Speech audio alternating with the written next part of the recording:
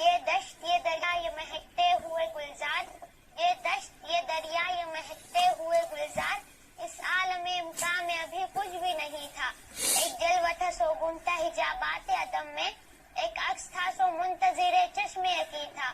رہبر تھے نہ منزل تھی نہ رستہ نہ مسافر، قندیل نہ جگنو نہ ستارے نہ گوہر تھے۔ ہولے سے سرکنے لگے ہستی کے حجابات، دھیرے سے ڈھلکنے لگا تخلیق کا انچل، چھن چھن کے بکھرنے لگا شیراز کن کن، رم جھم سے برسنے لگے احساس کے بادل۔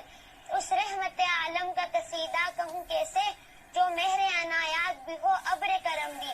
ہر نقش بدن اتنا مناسب ہے کہ جیسے تزئین شب روز کے تمثیل ماہ و سال۔ رفتار میں افلاک کی گردش کا تصور، کردار میں شامل بنی ہاشم کی انا ہے۔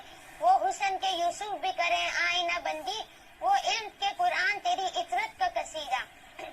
کونین کی سجدش تیری آرائش گیسو، سر چشمہ کوثر تیرے سینے کا پسینہ۔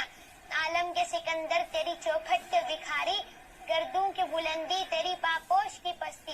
کس رنگ سے ترتیب تجھے دیجئے مولا، تنویر کے تصویر تصور کے مصور۔ پیدا تیرے خاطر ہوئے اطراف دو عالم، کونین کی وسعت کا فسون تیرے لیے ہے۔ پہنچی ہے جہاں پر تیری نالین کی مٹی، خاک سر جبریل بھی پہنچے نہ وہاں تک۔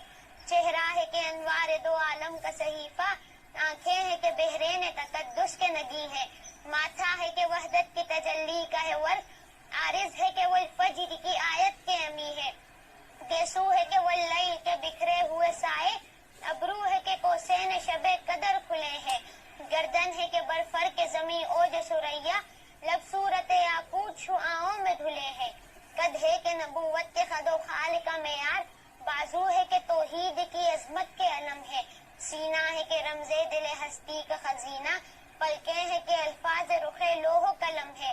باتیں ہیں کہ طوبا کی چھٹکتی ہوئی کلیاں، لہجہ ہے کہ یزداں کی زباں بول رہی ہے۔ خطبے ہیں کہ ساون کے امنڈتے ہوئے بادل، قرأت ہے کہ اسرار جہاں کھول رہی ہے۔ یہ دانت یہ شیرازہ شبنم کے تراشے، یاقوت کی وادی میں دمکتے ہوئے ہیرے۔ شرمندہ تاب لب و دندان پیمبر، حرف بسنا خوانی و خامہ بسریرے۔ یہ موج تبسم ہے کہ رنگوں کی دھنک ہے، یہ عکس متانت ہے کہ ٹہرا ہوا موسم۔ یہ شکر کے سجدے ہے کہ آیات کی تنزیل، یہ آنکھ میں آنسو ہے کہ الہام کی رمجھم۔ یہ ہاتھ یہ کونین کی تقدیر کے اوراق، یہ خط خد و خال رخ مصحف و انجیل۔ اے والی یثرب میری فریاد بھی سن لے، اے وارث کونین میں لب کھول رہا ہوں۔